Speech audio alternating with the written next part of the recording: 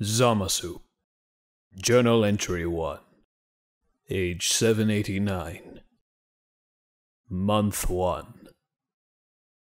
A beetle landed on my shoulder today. I stared into the fine glass teapot I had previously poured for me in Gowasu. He's proven to be quite knowledgeable in his approach to mentorship. I sit here, and I witness the rose petals delicately pluck themselves from the trees they once called home. I feel as though my role as a soon-to-be Supreme Kai has graced me with knowledge. Knowledge a mortal could never discover. If I'm being honest, my responsibilities are confusing, but the knowledge I feel graced with is admittedly humbling. The roses fall to the ground as I watch. One by one strip itself from the branches as they cascade into the wind adrift, aimless. My gaze tracks their journey. They float, ignorant of the peril they may encounter.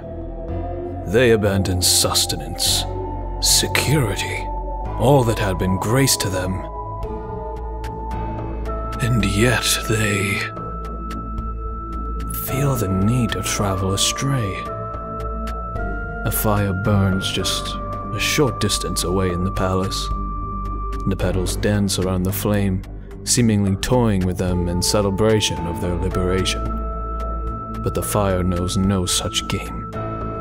It consumes each petal, its beauty given only by the branches that housed it are victims to the flame. A beautiful, rose-like color is reduced to an ugly gray. Its form decays in weakness. Its kin vary in their journey. Some submit to the flame, as others delicately descend into the pond just before my feet. Just then, I notice one land near a family of beetles. They're alarmed by its presence momentarily. The foolishness is almost comical, though I suspect it not to be wise for me to expect anything lesser of the most smallest and basic of mortals. They lack insight. They lack knowledge. The lack of any understanding of the world other than the habits their species were imbued with over millennia. The blue sheen of their exterior is one that could have only been graced to them by the delicate, merciful divine hands of gods. I slowly approach the family, as I notice the denizen of my right shoulder leap off to greet its kin. Even the lowest of mortals understand kinship. My eyes turn towards the corner of the courtyard. A nigh-unnoticeable army of beetles engage in bloodshed, as silly as it may seem to deem it as such. They possess the capabilities to engage in war. And for what? A world ultimately unchanged. Innocent larvae chewed by the fangs of injustice. Their horns grotesquely transpierce each other. The propensity for procreation, cruelly determined by one's capacity for destruction.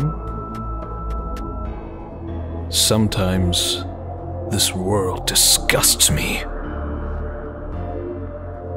The family, just now beside my foot, twitch their antennae. I know not what they say or how they feel, and yet I can hear the screams, the ugly horrors of war in the pit of my soul, tormenting them and their kind, imbued with such little understanding, with such little intelligence, with no hope of conceptualizing this beautiful universe beyond what's right in front of them. They somehow possess the ability to slaughter, to kill. I sit back in my chair, and only then does it occur to me what the mercy of a god truly is. I sip my tea, scraping the remains of a family off of my boots.